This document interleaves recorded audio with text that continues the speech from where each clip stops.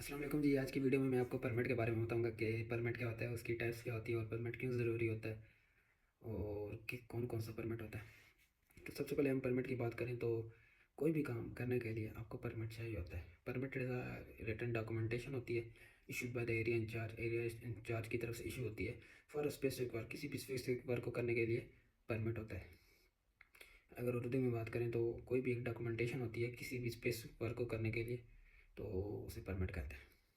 Permit की फिर बहुत सारी टाइप्स आ जाती हैं जिसमें कन्फाइन सॉरी जिसमें सबसे पहले हॉट वर्क परमिट होता है और कोल्ड वर्क परमिट होता है। मेन इसकी दो टाइप्स होती हैं और इसमें आगे फर्दर डिवीजन भी इसकी हो जाती है। डिफरेंट प्लांट में डिफरेंट क्लासिफिकेशन होती हैं इसकी, लेकिन जो मेन होते हैं वो दो तरह के होते हैं। एक हार्ड वर्क होता है, हार्ड वर्क में जो कटिंग वेल्डिंग ग्राइंडिंग होती है जिसमें इग्निशन सोर्स होता है। और जो कोल्ड दूसरा होता है कोल्ड परमिट। कोल्ड परमिट में जिसमें सोर्स ऑफ इग्निशन नहीं होता, आग लगने का खतरा नहीं होता। और इसमें आगे फिर टाइप्स आ जाती हैं, जैसे क्रिटिकल परमिट आ जाता है। तो इसके अलावा परमिट की और भी बहुत सारी क्लासिफिकेशन आगे डिवीजन इसकी आ जाती हैं, जैसे कि हैवी मशीनरी परमिट होता है, इलेक्ट्रिकल परमिट होता है, कन्फाइंड स्पेस परमिट होता है और फॉर्क का भी परमिट होता है। और किसी भी चीज़ का लिफ्टिंग का भी परमिट होता है। हर चीज़ का अलग अलग परमिट होता है।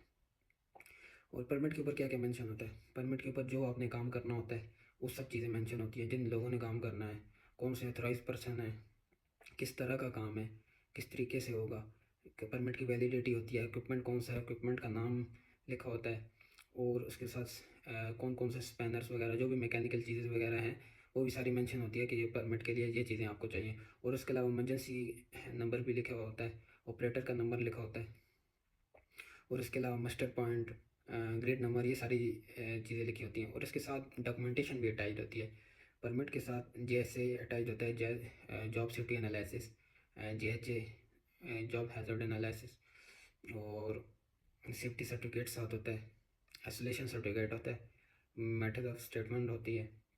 अगर कन्फाइंड स्पेस का वर्क है तो वेंटिलेशन प्लान होता है और रेस्क्यू प्लान होता है। ये सारी चीज़ें ऐड होती हैं और SWC भी ऐड होती है। और इसके अलावा काफ़ी सर्टिफिकेट्स हैं। अगर लिफ्टिंग हो रही है तो लिफ्टिंग का भी परमिट, लिफ्टिंग की भी डॉक्यूमेंटेशन सारी साथ अटैच होंगी।